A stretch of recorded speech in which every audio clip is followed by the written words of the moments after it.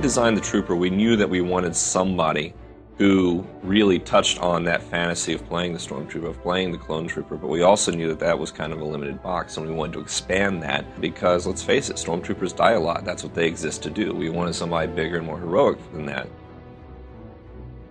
So we start out with our basic Trooper, which is your basic armor set. That's pretty much an homage to the Clone Trooper and the Stormtrooper. And then we go both directions with it. We take it down to kind of what the Rebel troopers and the Rebel soldiers, like you see on the Tantive 4, you see them on the Hoth Trooper, the Republic, the guys with the backpacks and the goggles. And then we gradually ramp you up past the armor and really start pushing the more intense looks. A big part of the Trooper has been that they're more aggressive than the Jedi. They aren't bound by this code necessarily. They have regulations, they have rules, obviously, this is the Republic, but they are very aggressive in defending the Republic. They will go out of their way to attack the Empire, to attack their resources, their personnel, their weapons, to make sure that this is not just a fair fight, that the Republic is going to win this fight at all costs. What we really wanted was somebody who brought that sort of military point of view, which is, on one hand, he is an officer in the Army, and on the other hand, war is hell. And sometimes you have to actually make the tough choices in order to get the stuff done.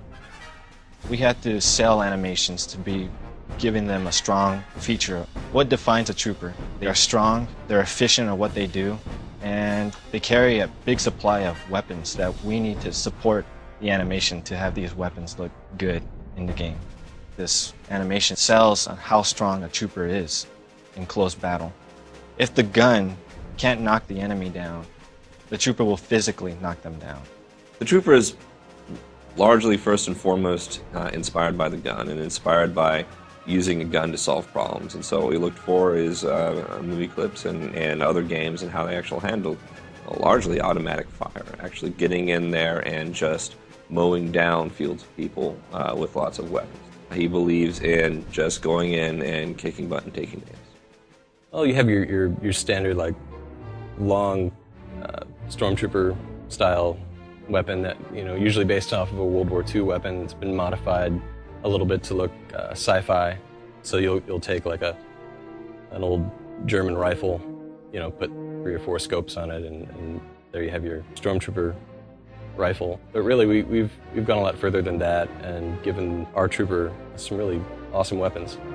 Technology is obviously a big part of who the Trooper is and how the Trooper does his job. You've got this advanced armor with lots of special features, you've got advanced weaponry, and you need all of this to really operate the way the Special Forces Troopers operate. Without a lot of support, without a lot of backup, all they have is their equipment, and they need to be able to rely on that to get them through. Designers spend an amount of time doing research on finding out what combat style is best fit for a particular class. They take those ideas and deliver it to animations for us to give it life. We'll test it out using motion capture and just basic hand key animations and put it in a game with programming help. When we go in to get our motion capture, we have a good idea of how it's all going to play out, what we need, what kind of data we need to get. So we tell them to hold the weapon and interrogate someone. So I'll be the guy that they're interrogating. He'll tell me, hey, where are the droids at? Where are the droids? I don't know. Show me where the droids are at. One of the funnest things that we did during a motion capture was get a prop gun. And you can see that he's struggling, like this is heavy. But that was perfect because it shows how heavy something can be.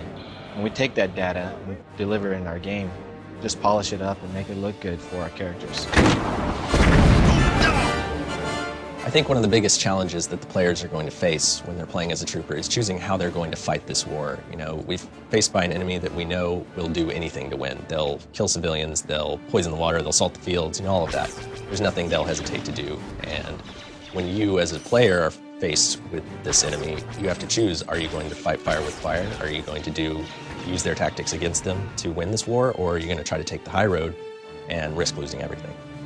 If people were asking me what class they should play in the Old Republic, I would have to say don't underestimate the Trooper, because it's just so satisfying to go in and all guns blazing, to go in and clear a room with grenades, clear a room with fire bombs and sticky grenades, and get the stuff done through just superior firepower.